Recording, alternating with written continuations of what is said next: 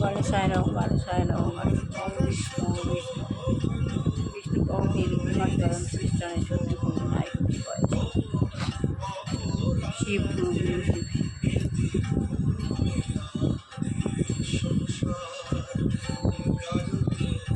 রাজটা শান্ত সন্তুষ্ট বিভূতি মাঝখানে অবস্থিত শত্রুগিরি অনুষ্ঠান পিতায় দিয়ে ভাসতে তারপরে নিকটে বেশি পরিধি যাচ্ছি যাচ্ছি সঙ্গম বিশিষ্ট কর্মকর্মাদের and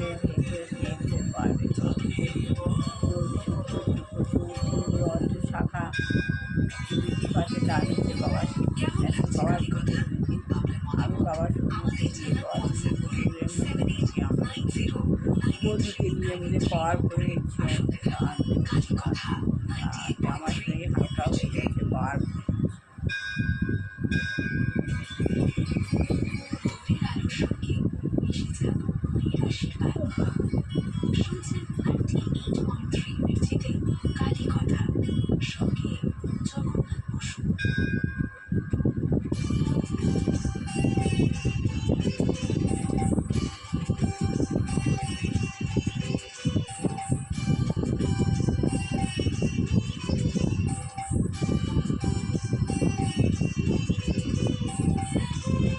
পার করে আস্তে আস্তে আস্তে নিচে নেমে আসছি নিচে নেমে আসলাম ভগবানের পার করে নিলাম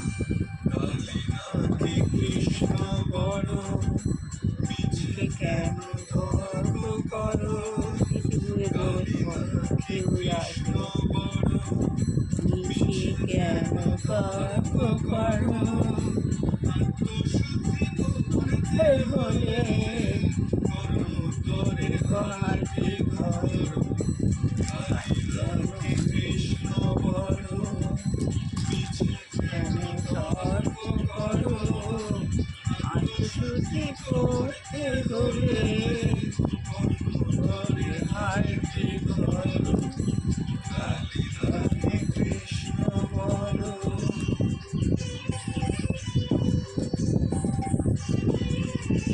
মা শাশুড়ির মা শাশুড়ি লক্ষ্মী দেবা নারায়ণ নারায়ণ বিদ্যা বিদ্যা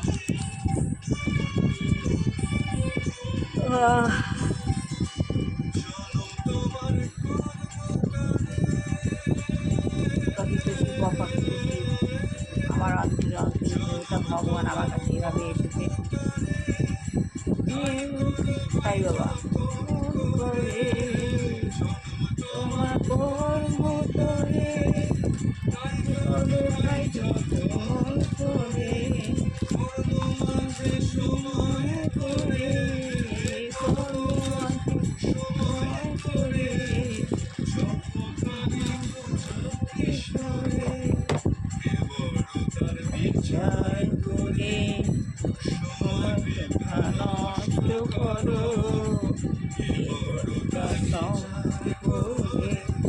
আত্মবেলার পন্থা বহুপাত শুদ্ধি করতে বলি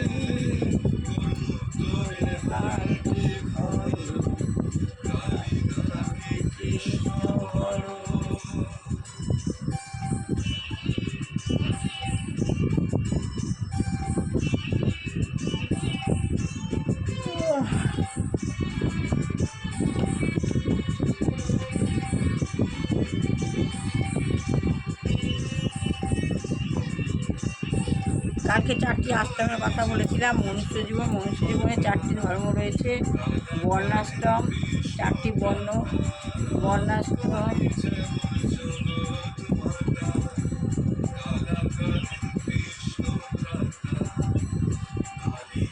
ব্রাহ্মণ, বৈশ্য, ব্রাহ্মণ, ক্ষত্রিয়, বৈশ্য, শূদ্র। আর 4টি বর্ণ আছে, গৃহস্থ, বানপ্রস্থ।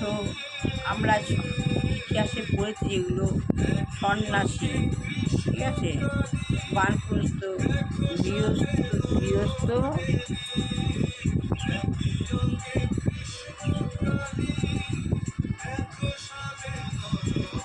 গৃহস্থ বানপ্রস্থ সন্ন্যাস।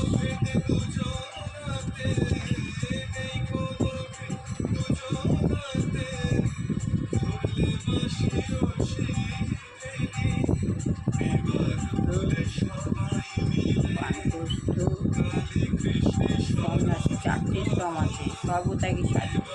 চরম লক্ষ্য হচ্ছে পরমেশ্বর ভগবান শ্রীকৃষ্ণের আরাধনা করা। আমাদের চরম লক্ষ্যটা হচ্ছে কি? পরমেশ্বর ভগবান শ্রীকৃষ্ণের আরাধনা করা। তাই কেউ যদি শ্রীকৃষ্ণের আরাধনা করে, তা সে ব্রাহ্মণই হোক, আর ক্ষত্রিয়, বৈশ্য বা শূদ্রই হোক, কিংবা ব্রহ্মচারী, গৃহস্থ, বানপ্রস্থ বা সন্ন্যাসী হোক, যে কোনো বর্ণ বা আশ্রমে স্থিত হোক না কেন, তাহলে সে তার কর্তব্য সম্পাদন করতে হবে। যে শ্রমে থাক না কেন, সে গৃহস্থও হতে পারে, বানপ্রস্থ শ্রম হতে পারে, সন্ন্যাসও হতে পারে, যেভাবেই হোক না কেন সে তার কর্তব্য সম্পাদন করছে। এটি যত শীঘ্র সম্ভব গ্রহণ করা উচিত। এটা যত শীঘ্র সম্ভব গ্রহণ করা উচিত। কৃষ্ণ ভাবনামৃত অনুসরণ করা তা অত্যন্ত গুরুত্বপূর্ণ। কৃষ্ণ ভাবনামৃত অনুসরণ করা তাই অত্যন্ত গুরুত্বপূর্ণ। এসব না করলে আমরা আমাদের মলায় থেকে ক্যাপিটাল লাইফে হতে পারবো না, আমাদের ভগবানের সঙ্গে সংযুক্ত করতেই হবো না। যে পথেই থাকো না কেন, তোমার কৃষ্ণ ভাবনার সঙ্গে অনুশীলন করতে হবে। জয় ঠাকুর, জয় মা, জয় স্বামীজি। এইসব কি? এই অনুষ্ঠানটি ভক্তদের মনে ঠিক কীভাবে সাড়া জাগাচ্ছে, কীভাবে মানুষকে বুকের কাছে পৌঁছে দিচ্ছে এইসব কথা, সেটা জানতে পেরে আমার তো খুবই ভালো লাগছে। কারণ আমি স্বামী চেতনানন্দ বই থেকে যেভাবে ঠাকুরকে দেখছি, আমি যেন অন্যভাবে ঠাকুরকে ধরতে পারছি এখন। সেটা যে আপনাদের সঙ্গে শেয়ার করে নিতে পারছি, এবং কম ভালো লাগে নয়। ফিরে আসছি কটি গানের পর। কি ঘুম থেকে উঠলেন তো? ভগবানের নামে শান্তি, ভগবানের নামে খুবই শান্তি। এই যে উনি যে বলছেন, উনি যে সবার কাছে পৌঁছে দিতে পারছেন, এটাই তার শান্তি। তাহলে ভগবানের নাম গান, ব্রহ্ম মুহূর্তে ভগবানের নাম গান করা, গীতা পড়া, ঠাকুরের নাম প্রচার করা খুব ভালো জিনিস। এগুলো সনাতন ধর্ম চিরকাল করতে হয়, সবাইকেই করতে হয়। এটা অপছন্দের কিছু নেই। প্রত্যেককে ভগবানের কথা শোনা এটা পছন্দের জিনিস। যে যত শুনতে পারবে ততই ভালো, যে যত মন্ত্র করতে পারবে ততই ভালো। বিপদ আপনার কাছে ঘেঁষতে দেবে না। ভগবান ভক্তের দাস, ভগবান আপনার সঙ্গে সবসময় আপনার মিত্র হয়ে থাকবে। ভগবান যেটা করেন সবসময় ভালোর জন্যই করেন, খারাপ কিছু করেন না। তাই বলছে যে এটি যত শীঘ্র সম্ভব গ্রহণ করা উচিত। কৃষ্ণ ভাবনামৃত অনুশীলন করা তা অত্যন্ত গুরুত্বপূর্ণ। সাংবাদিক বলছে, মানুষ যদি এত স্বাভাবিক ও তৃপ্তিদায়ক এই জীবন সম্বন্ধে যথাযথভাবে জানতো, তাহলে কি আর কোনো সমস্যা থাকতো? মানুষ যদি এত সব কিছু জানতো, তাহলে কি আর সমস্যা থাকতো? তা জানলে তারা হয়তো তা গ্রহণ করতো, তা যদি জানতো তাহলে তা গ্রহণ করতো। বহুপাল বলছে, কিন্তু তারা জানে না, আর তাই ধর্ম লোপ পেয়েছে। তারা জানে না, তাই ধর্মটা লোপ পেয়েছে, এবং সেজন্য কুকুরের দৌড় চলছে। ওই জন্য কুকুরের দৌড়টাই বেশি চলছে। কুকুর 4 পায়ের উপর দৌড়াচ্ছে, আর মানুষেরা 4 চাকার উপর দৌড়চ্ছে। সেটিই কেবল পার্থক্য। কুকুর 4 পায়ে দৌড়চ্ছে, আর মানুষ সবাই 4 চাকায় দৌড়চ্ছে। এটাই হচ্ছে পার্থক্য। আর মানুষ মনে করছে যে চাকার দৌড় অত্যন্ত উন্নত সভ্যতা। মানুষ মনে করছে যে এই চাকা 4 চাকা কিনলেই হয়ে গেল উন্নত সভ্যতা। আধুনিক সভ্যতা প্রকৃতপক্ষে কিছুই করছে না। আধুনিক সভ্যতা প্রকৃতপক্ষে কিছুই করছে না। অদৃষ্টের বিধানে যা প্রাপ্য, আমাদের কপালে যা আছে, অদৃষ্ট জীবনে যা প্রাপ্য, তা আপনি যেখানেই থাকুন না কেন পাবেন। সে যেখানে থাকুন না কেন। একজন বুড়ি, তার অদৃষ্টে রয়েছে সাপের মৃত্যু। বুড়ি ভাবছে, দূর আমাকে কে সাপে মারবে? সে অট্টালিকা করে, অট্টালিকার উপর অট্টালিকা, বিশাল বড় প্রাসাদ, অট্টালিকার উপর 5 তলা 7 তলার উপর রয়েছে। সে ভাবছে আমাকে সাপে কামড়াতে পারবে না। সে ঠিক তার কপালের অদৃষ্টে যেটা রয়েছে সেটা ঠিক হবে। ঠিক সেই 6 তলা 7 তলার উপরে গিয়েও ওই বৃদ্ধকে সর্পদংশন করে।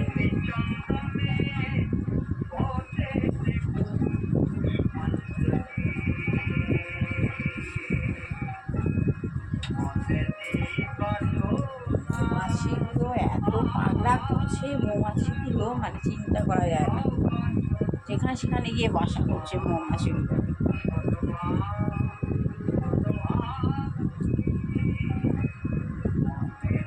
তাই সে সম্বন্ধে তাহলে ভগবান, মানুষ চার চাকার উপর দৌড়চ্ছে, আধুনিক সভ্যতা প্রকৃতভাবে কিছুই করছে না। অদৃষ্টের বিধানে যা প্রাপ্য আপনি তাই যেখানে থাকুন না কেন, যে সম্বন্ধে যথা মাথা না ঘামিয়ে কৃষ্ণ ভাবনামৃতে আশ্রয় গ্রহণ করুন। তাই সে সম্বন্ধে মাথা না ঘামিয়ে কৃষ্ণ ভাবনামৃতে আশ্রয় গ্রহণ করুন। প্রহ্লাদ মহারাজ এই দৃষ্টান্ত দিয়ে বলেছেন যে দুঃখ দুর্দশা না চাইলেও যেমন আপনার থেকেই তা আসছে, সেরকম আপনি সুখ না চাইলেও অদৃষ্টের বিধান অনুসারে তা আসবে। তাই জড় সুখ ভোগের প্রচেষ্টা শক্তি অপচয় করা উচিত নয়। বিধির বিধানে যে জড় সুখ আপনার জন্য নির্ধারিত হয়েছে, তা থেকে বেশি সুখ আপনি কখনোই পেতে পারেন না। বিধি বিধানে যে সুখ আপনার কপালে বরাদ্দ রয়েছে, তার থেকে বেশি সুখ আপনি পেতে পারেন না।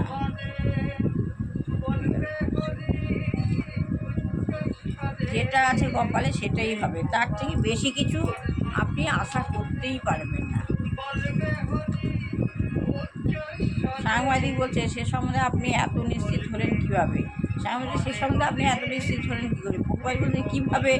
যেমন ধরুন, যদি আপনি যদি আপনি দুঃখ চান না তবুও দুঃখ আসে, আপনি দুঃখ চান না তবুও আপনার কাছে দুঃখ আসছে। যেমন প্রেসিডেন্ট কেনেডি তার নিজের দেশের লোকের হাতে মারা গেলেন। সেটা কে চেয়েছিল? সে কেউ চেয়েছিল? সেটা হলো কেন?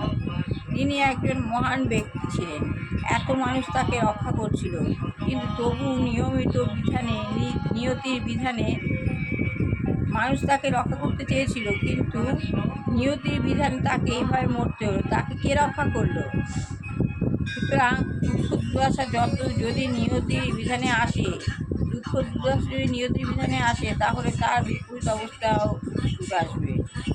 তার বিপরীত অবস্থা দুঃখ দুর্দশা যদি নিয়তির বিধানে আসে, তাহলে তার বিপরীত অবস্থা সুখও আসবে। তাহলে তার পরিবর্তনের জন্য আমি অযথা কেন আমার সময় নষ্ট করব? তার পরিবর্তনের জন্য কেন আমার অযথা সময় নষ্ট করব? তার থেকে বরং আমি কৃষ্ণ সেবায় আমার শক্তি সদ্ব্যবহার করব। কৃষ্ণ সেবায় আমি আমার শক্তি সদ্ব্যবহার করব, সেটি হচ্ছে যথার্থ বুদ্ধিমত্তা। অদৃষ্টকে কেউ প্রতিহত করতে পারে না।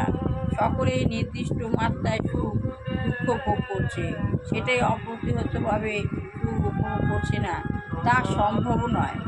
আর এইটুখানি করলাম, ভালো লাগলে আয়সা কমেন্ট অবশ্যই করবেন। সবাই ভালো হোক, করলাম মঙ্গল হোক, দুষ্টু বাচ্চা মানুষের মতো মানুষই হোক, বিবাহিত ছেলে বিবাহ হোক, চাকরি ছেলে চাকরি হোক, যে গিয়ে দুয়াচারে গৃহিণী রয়েছেন, ভগবান যেন তাকে সরিয়ে নেয় না, হয় চেতনা দিক।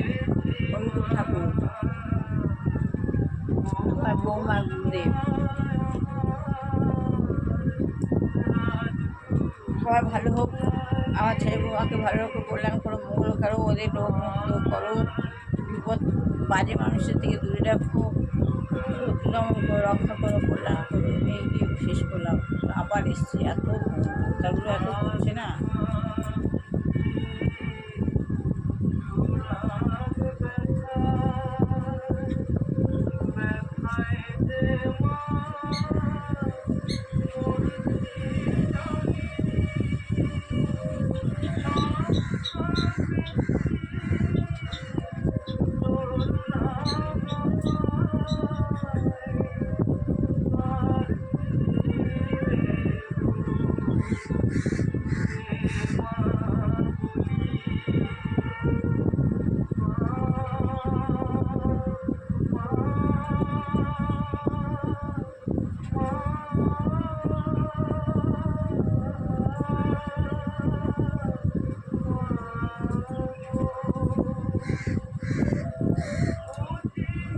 কালকে হাতে ফুল ফুটিয়ে দিয়েছে, ও এমন বাসা করেছে বোদ্দাগুলো, কোন জায়গাটায় ঘুরছে বুঝতেও পারছি না। হরে কৃষ্ণ হরে কৃষ্ণ কৃষ্ণ কৃষ্ণ হরে হরে, হরে রাম হরে রাম রাম রাম হরে হরে, হরে কৃষ্ণ কৃষ্ণ কৃষ্ণ কৃষ্ণ হরে হরে, হরে রাম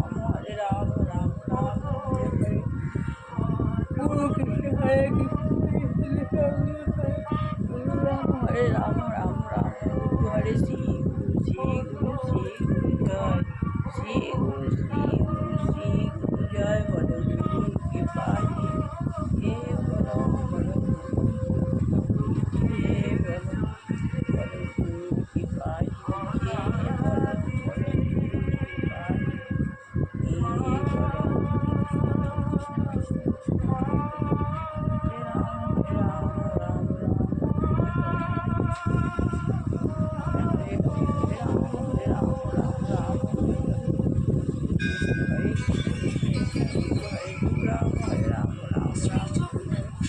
ভালো লাগে লাইক শেয়ার কমেন্ট অবশ্যই করবেন। আপনারা প্রতিদিন শুনুন ধর্মকথা, ভালো লাগবে, আপনাদের মনস্কামনা পূর্ণ হবে। শাস্ত্র যে কোনো ভাষায় হতে পারে, যেমন বৌদ্ধ শাস্ত্র পালি ভাষায়, খ্রিস্টান শাস্ত্র গ্রিক ভাষায়, ইহুদি শাস্ত্র হিব্রু ভাষায়, মুসলিম শাস্ত্র আরবীয় ভাষায়, অনেক হিন্দু শাস্ত্র হিন্দি, তামিল, মারাঠি, অন্যান্য দেশীয় ভাষাতেও সৃষ্টি হয়েছে। যেমন ধরুন নিশ্চল দাসের বিচার সাগর বেদান্তের একখানি উপাদেয় গ্রন্থ, তুলসী দাসের রামচরিত মানস, কবির ও দাদুর উপদেশ প্রভৃতিও শাস্ত্র। এসব বই লেখা হয়েছে হিন্দিতে। আনোয়ারদের জীবন ও বাণী আবার তামিল ভাষায় এবং জ্ঞানেশ্বরী মারাঠি ভাষায় লিখিত হয়েছে। এসব গ্রন্থ তো শাস্ত্র। বহু মানুষ আছেন যারা এইসব বই থেকে অনুপ্রেরণা পেয়ে জীবন পথে এগিয়ে চলছেন। শাস্ত্র যে কেবল সংস্কৃত শ্লোকে রচিত হবে তার তো কোনো নিয়ম নেই। বৃহদারণ্যক, ছান্দোগ্য, প্রশ্ন, তৈত্তিরীয়, ঐতেরেয় এবং অন্যান্য বহু উপনিষদ বেশিরভাগই গদ্যে লিপিবদ্ধ হয়েছে। সংস্কৃতকে আমরা দেব ভাষা করি, সেই নিয়ে কি বলা হচ্ছে সেই নিয়ে ফিরছি কটি গানের পর। ফিরছি কালী কথা। আর হবে না, 6টা বেজে গেল, একটা গান হবে, 6টা বেজে গেল।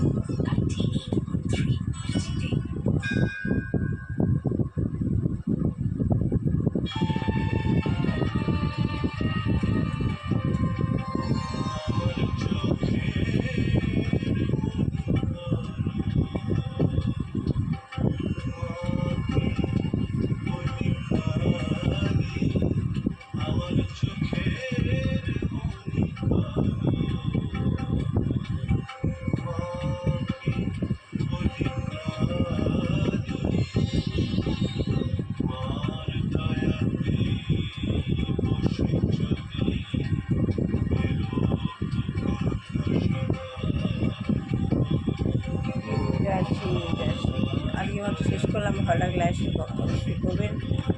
শুনুন, সনাতন ধর্ম মন্থন করুন, মনস্কামনা আপনাদের পূর্ণ